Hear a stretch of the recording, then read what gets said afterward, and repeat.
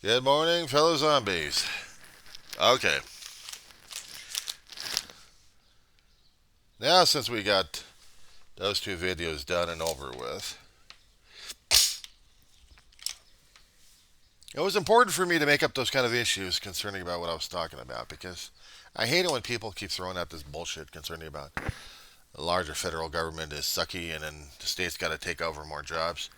Well, granted, the state has to take care of the stuff as long as it doesn't interfere with the U.S. Constitution. But the problem is, we've got people that think the Constitution sucks. There are processes put into play if they actually want to get rid of the U.S. Constitution. They got a draft. Hang on, let me tag this thing up. It's 5:44 in the morning, West Coast time. It is Wednesday, the 8th of May, 2024. The Lunatic Weaver, John C. Roseman, California. Okay, they got to draft up a new U.S. Constitution that'll benefit the states more and the federal government less if they actually want to go through this shit of getting rid of the U.S. Constitution. They got to have conventions. We got to have elections. We got to have it in each state according to the process. In order to get an amendment going to disavow or mutilate or change the Constitution in any way, shape, or form,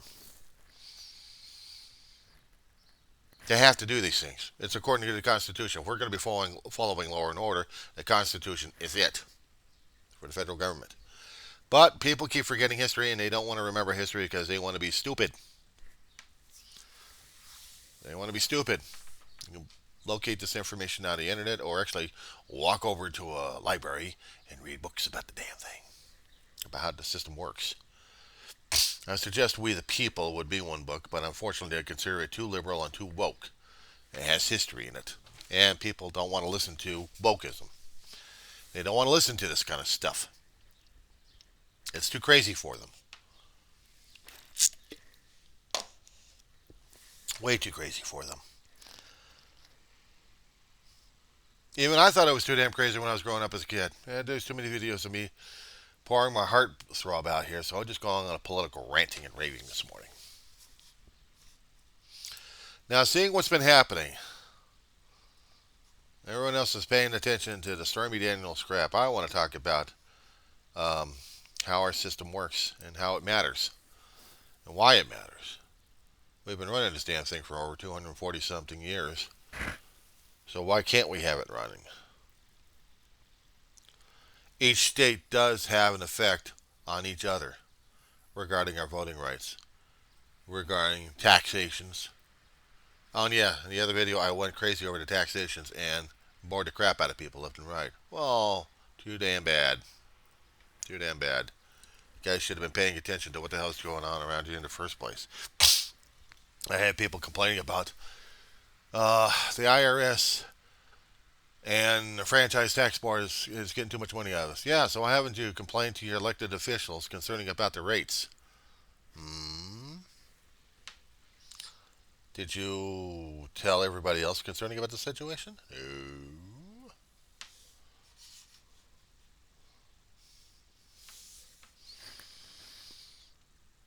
I'm concerned about it. When they start saying about get rid of the IRS, I'm telling myself, no, we keep the IRS because we need the federal funds coming in. Now I was trying to make the case in the earlier video regarding why making up this wild situation over here that would involve both federal and state and local. Because I don't think these people understand. And I wish my mother was still alive because we would have arguments. But then again, we would have deep discussions over the thing in the first place. And my brother wouldn't understand taxes in the first place. Neither did I. But I understand the importance of how they work and how and why they're needed in the first place. People keep calling us socialists because we demand equal. We need demand equality. But the problem is we have a country that deals with capitalism as well. Almost what they call the term laissez-faire capital, meaning money for all of us and screw the little guy. Elitism. The pyramid shape is still sticking in my head. people in the top have to keep looking out for the people in the bottom because the people in the bottom are supporting the people in the top. Well, that's how it works. When you have the arrogance going on, saying I'm better than everybody else, you keep forgetting that you still got a schmuck right above you and a schmuck's down below you. Now, how are you better than everybody else? And when we're dealing with a socialist system here, and we're not socialist, but we have to deal with services. We pay for them out of our pocket. And people keep forgetting that. They think it's free. Including Democrats we got in the office who thinks everything's supposed to be free. No, it's paid for out of pocket. I'd go after Bernie Sanders on this one. I will go after Bernie Sanders on this one. I'm a Democrat and I got to go after him on this one. He wants everything tax. He wants everything free. He keeps forgetting. He's going to be depending upon the rich people. No, it depends upon everybody, unfortunately. Not just the rich. Yeah, it's nice when you get rich, then you get to pay the taxes. But what happens if they get to the point where they can't pay the damn taxes? I'm not talking about the willingness. I'm talking about ability. When they become like one of us poor schlubs over here because they gave away all the damn money, then where? Then where's the additional income coming through? They still got to generate the revenue left and right for the companies and for the economy that we have in this country. See, I don't get it. I'm not an economist. I'm not good with numbers. I can't do the number jumbling in my head. But the logic of it is a different thing altogether at this point. I'll start talking to me about algebraic expressions at this point over here. I have to do algebraic expressions just to balance my own damn checkbook, so to speak. But what I can't balance out is how to pay for free programs that has to be taxpayer funded. Doesn't get it. He doesn't want to get it. He's stuck on free. See, everything we do has to depend upon the taxes we get from the funding that we get in to pay back into a system that pays for services in the first place, including college and health. Obamacare, I thought it was a dream thing until I kept thinking to myself, where the hell are we getting the money from? Where are we getting the money from? Who's paying for the damn services? Hospitals and medications cost. Doctors cost. Specialists cost. Equipment's cost. Everyone's breaking up the costs. Okay, so we need to have legislation to bring it down. Okay, you need cooperation for that with the state and federal governments to bring costs down. Now they have to bring out cases with the pharmaceuticals and the hospital organizations and the doctors and everybody else. They want to make sure that they get their fair share. They want to make sure that they get paid and also pay off their own bills and liabilities they've got. Okay, I understand that. There's a corporation, a medical corporation, just shut itself down. A chain of hospitals have to be sold off. Another company's going to have to pick it up and assume the debts of both facility and personnel. Facility is in the building, the equipment necessary, and then the personnel are running it. And that takes a hell of a lot of money right there. That's money, money, money. Now, if the rich ain't going to pay for it, the poor schmucks are going to have to pay for it. And unfortunately, that's the thing. But with the health companies, they keep bumping up the insurance premiums because their stockholders want more of the money. But it's also becoming more and more costly. If you're dealing with an HMO situation, as in not HBO, HMO, health maintenance organizations out there. I know back in the 80s and 90s, they were a wonderful thing, weren't they, for cost savings. Insurance companies would pay them capitation every month to these groups to be capitated enough to pay the doctors for the services. And if they're fully capitated, they'd be paying off the medical bills that the person covered under that group would have been getting. Say, for example, guy needs eye surgery. He's got strabismus. He can't see very well. Besides the cosmetic situation, it's also affecting his vision in his way of walking. He's got medical necessity. A medical doctor said, yes, if he doesn't get this treatment going, it'll be permanent, and there's no way for him to get this going. Okay, somehow he developed this situation, either by birth or by accident or something. And in this situation, with the medical records, Um, he would have to have eye surgery. He had to go to an eye doctor. He had to go to an ophthalmologist. Then the ophthalmologist probably would have been an eye surgery at that point. And he sees the medical necessity. Okay, so now we got a primary care physician, and then we got an eye doctor, an eye surgeon says, okay, yes, medical necessity. Going through the HMO, they would have to present the findings over to their medical review board. Medical review board will have to look at it and look at the cost of it. Who's going to do it cheaper but effective? And which particular building is going to be done? Is the building going to have enough adequate staffing, services, equipment? Now, is it covered by the insurance company for the facility charges, or is the medical group going to get enough money out of the insurance companies to pay for this damn thing?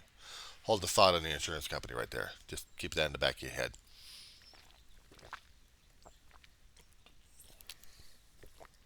Probably need more coffee later. So now here we are. Here we are.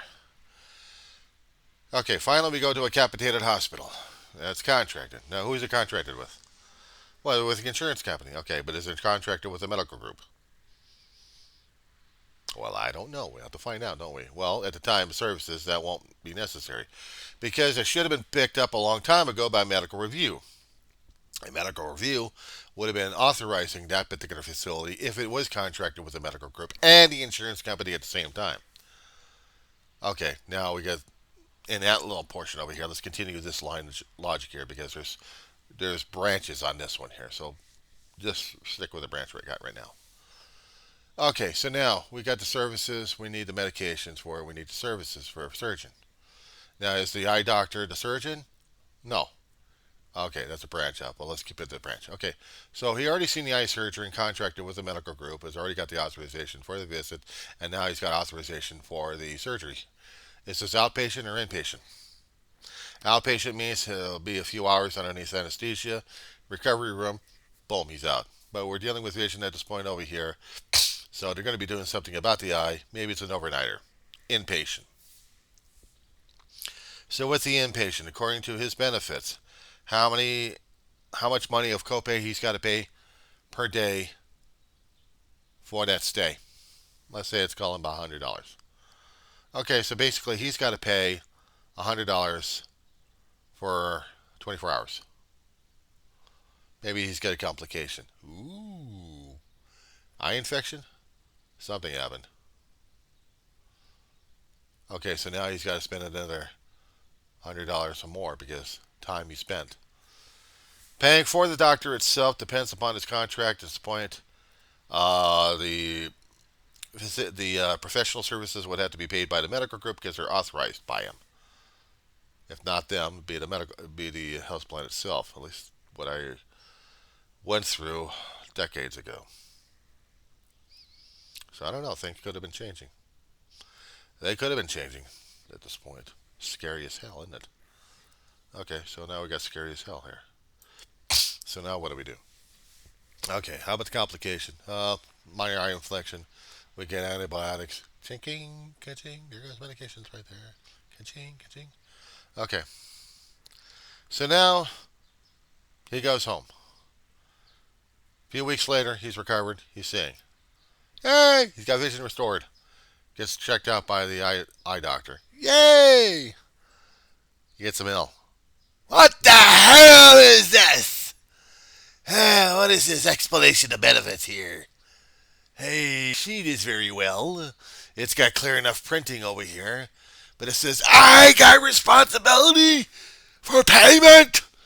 Are you out of your mind? Okay.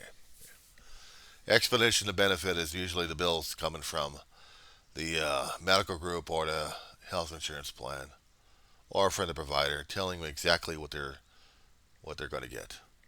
Now, if we are dealing with a fully capitated, which means the group is fully funded by a health insurance company, they would be paying for both facility and professional. But according to the contract that they signed up with, they will have a financial responsibility of paying the copay according to the plan. for an HMO. I didn't say anything about PPO. And everything was contracted, everything was authorized, just a simple copay. That's all he's got to pay for. Of course, he'll argue with member services about that one and find out he's responsible for it. He should have done his homework or had someone else done the homework for him. But medical emergency is one thing, but we're dealing with not a medical emergency, but somewhat of a medical emergency. Okay, that's one thing.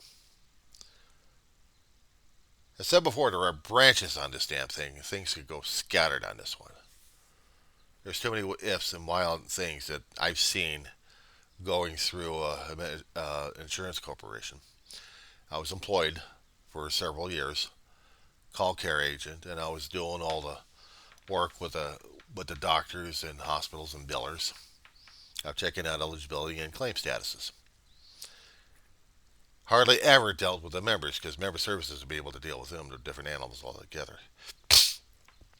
But it gave me a little bit of an understanding of how PPO worked and majorly how HMO worked.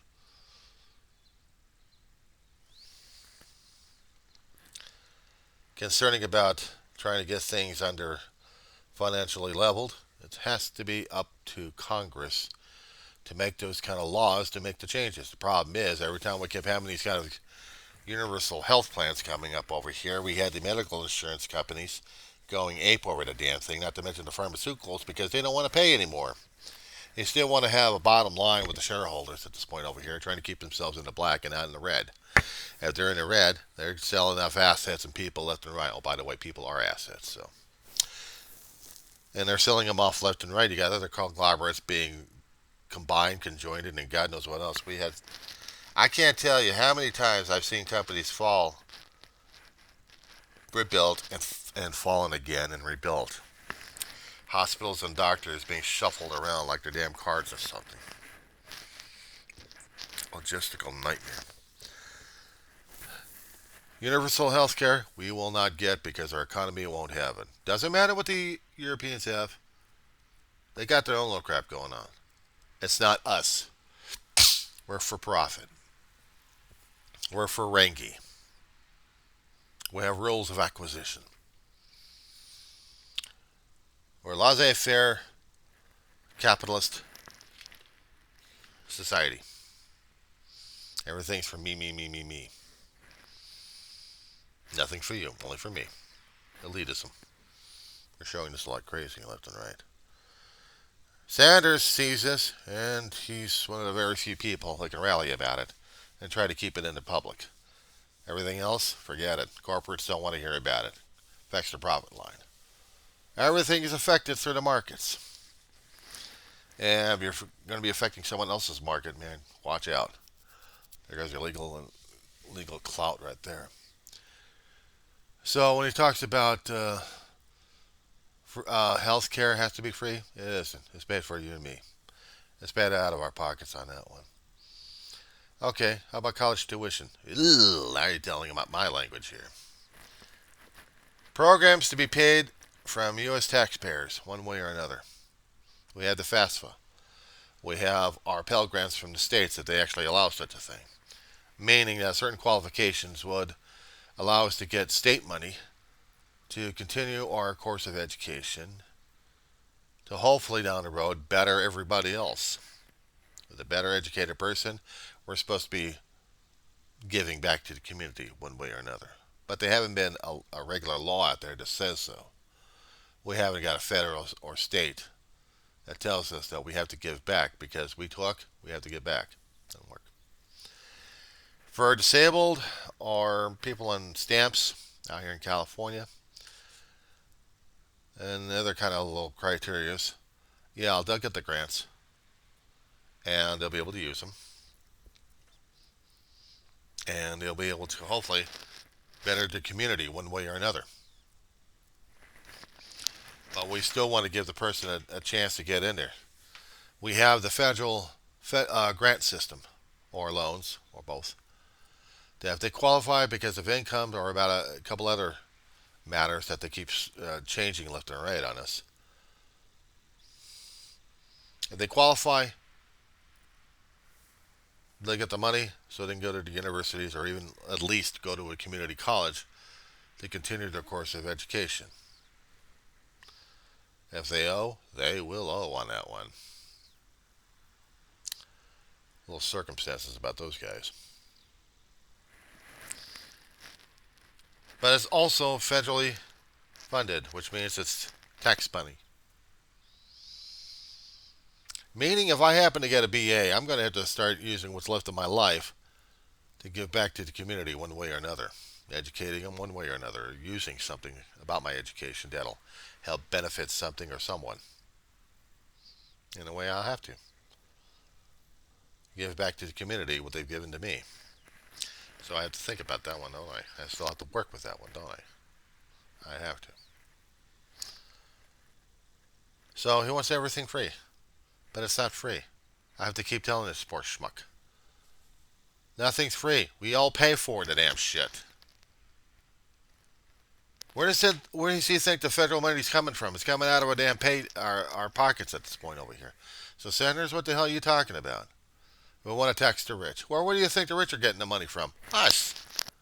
We're paying these assholes for every damn services we want out of their companies. And they're bilking us for it because we want it.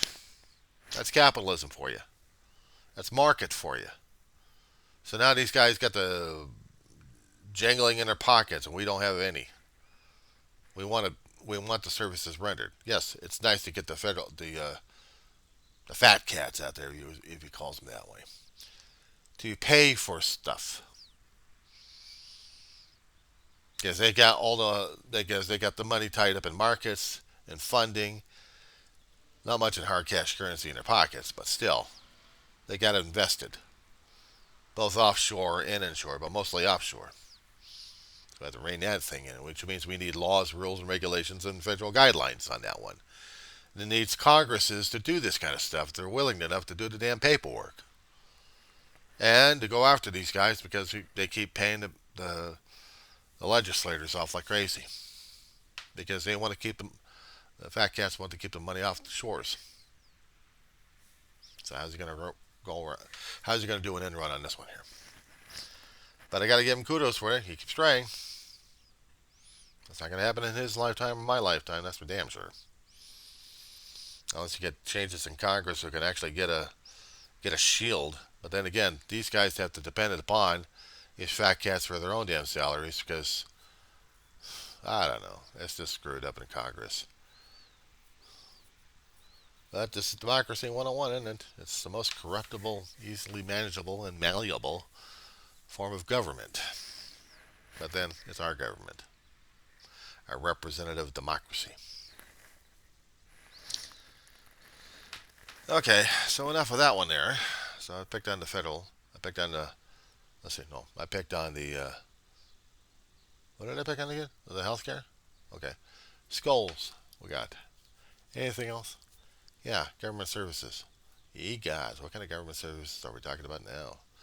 Well, see, the last video I talked about was land management, forestry. We need defense. We need the stuff that runs our country.